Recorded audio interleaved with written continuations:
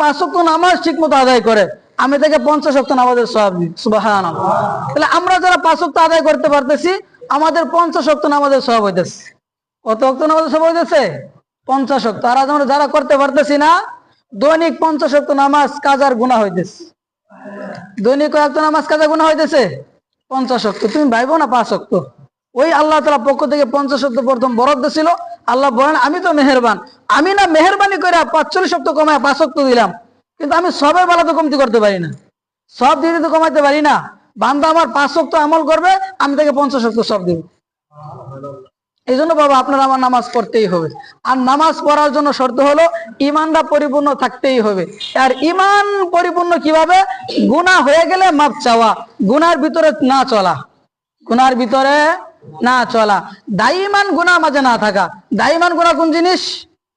সব সময় গুনাহ করা। এই যে আমরা যারা ডিশের ব্যবসাগুলো করি, প্রত্যেকটা বাড়িতে ডিশের কাজ দ্বারা কি সবের কাজ হইতেছে? ওয়াজ গজল শুনে, এই অশ্লীল ভিডিও দেখে না? তা আমি যে ডিশের ব্যবসা করতেছি, আমি তো 24 ঘন্টায় গুনাহ করতেছি। আমি কি করতেছি? 24 ঘন্টায় গুনাহ করতেছি। আমার যে খাবার গুলো হারাম টাকা, আমার ব্যবসা হারাম, আমার খাবার টাকার গুলো কি হারাম। এই হারাম খাবার খায়া আমার ছেলে সন্তান মানুষ হবে না। আমি হারাম খাবার খাওয়া যদি আমার ছেলে সন্তানকে বড় বানাই, এই সন্তান আমাকে কখনো দেখবে না, আমাকে কি করবে না, কখনো দেখবে না। ব্যবসা হালাল, তবে হারাম ব্যবসা হারাম। হারাম ব্যবসা কি? হারাম। যেমন মুসলিমের জন্য শোয়ারের ব্যবসা করা জায়েজ নাই। শোয়ার বিক্রি করে না, শোয়ারের বিক্রি মুসলমানদের জন্য জায়েজ নাই। কেন জায়েজ নাই? এই প্রাণীটা হারাম। প্রাণীটা কি? হারাম। এই কাজ যদি তুমি ব্যবসা করো, তোমার এই ব্যবসাটাও হারাম। এই জন্য হারাম জিনিসের ব্যবসা হারাম। মদ হারাম কেন? এটা হারাম। এই মাল খাওয়া হারাম কেন?